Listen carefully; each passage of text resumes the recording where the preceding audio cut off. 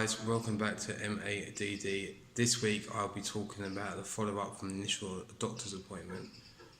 As I said, the doctor's appointment didn't go that well, could have gone 100 times better than it actually did. I ended up on 7 different tablets and still wasn't sure what was wrong with me or if there was anything wrong with me at that point. Once I got home from the doctor's, it was still kind of a blur what had happened, but I had 7 different tablets in front of me that I had to take. As I said, I didn't take these for that long because they just made you feel nothing, like you was a zombie, didn't want to get up or anything like that. About 10 days after the appointment, I had a phone call from a mental health nurse to arrange a home visit to discuss a plan, etc, etc. Again, I wasn't that comfortable at first with letting someone into the flat that I didn't know and to talk about how I felt mentally and physically at the point. Anyway, so the day had come, the nurse had turned up, but she'd come with a doctor as well. We went through the 7 different tablets that they had prescribed at the doctor's, what they were for, the side effects, so I knew more about what I was taking. We then agreed to take it from 7 to 4, which was obviously a positive for me, even though I still didn't want to take any. The appointment went well. I felt that I could be more open, I guess because I was in the safety of my own home.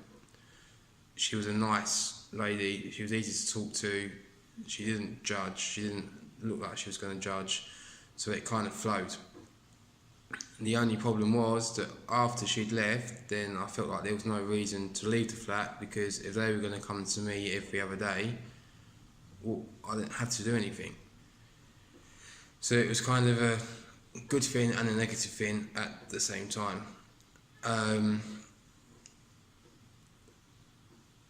At this point, I still couldn't open up to anyone. So people that I worked with, family, friends, knew no different. No one knew that I had these appointments at first, that someone was coming around. So it was kind of living a double life. I mean, I didn't feel ready to tell anyone, so I had to pretend like everything was fine.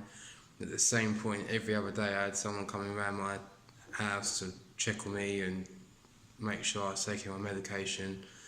So it was hard.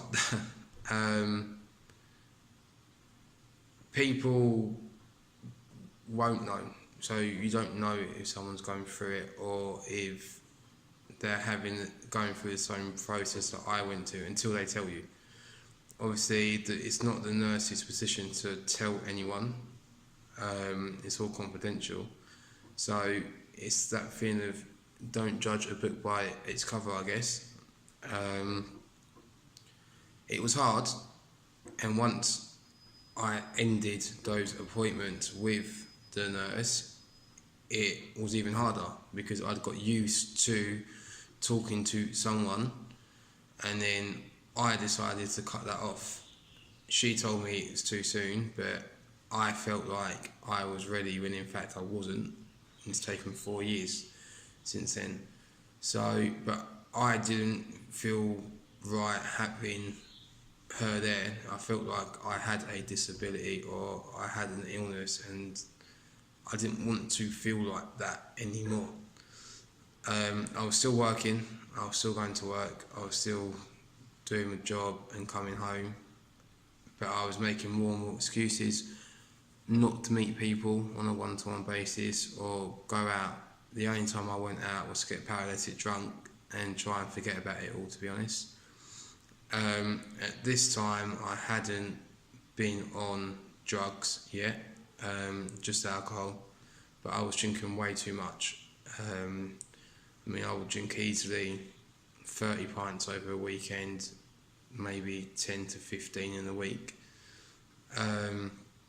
So yeah, so you can imagine the weight started to come on, the money weren't there, so I started getting into the cycle of the debt, the weight, and looking back now, I was never going to get out of that cycle or that state of mind, because my actions were causing different things to affect my mental health, and not helping my mental health. So it's easy to say that now, but as I said, that's taken 4 years. So it was, I mean, I think I've put on 6-7 stone from 4 years ago. I've lost 5 in the last 2 to 3 years, and I'm still losing. So even that makes you feel better about yourself.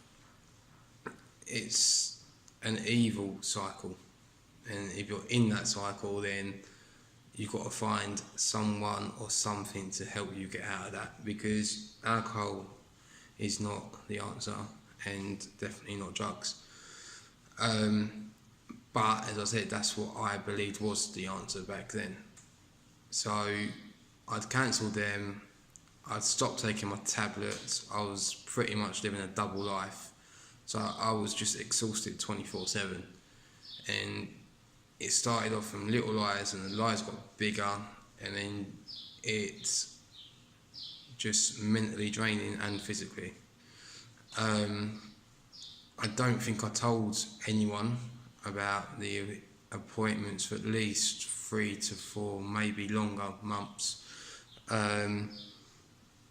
Once I did, it kind of didn't make anything different, because then my thing was, it was 4 or 5 months ago and I'm over it, which obviously I wasn't. That kind of leads me on to what I'll be talking about next week, and that will be using the alcohol and drugs as a crutch, I guess, and how it made it 100 times worse than it could have been. So if you're watching this and you can relate to this, and you are using alcohol or you are using drugs as a relief or a crutch, then find something else. And trust me, if someone sat there and told me that 4 years ago, I said, well, it ain't that simple. And it's not.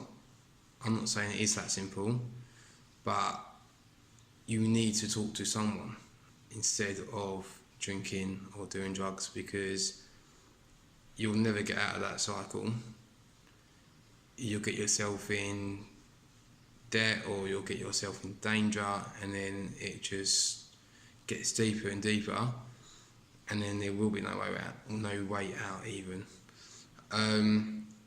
So yeah, find someone that you can relate to or talk to, or a therapist or a counsellor, or go to your GP.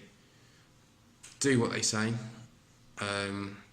Overall, they give good advice, and all they're doing is trying to help you. So do what they do, not what I done.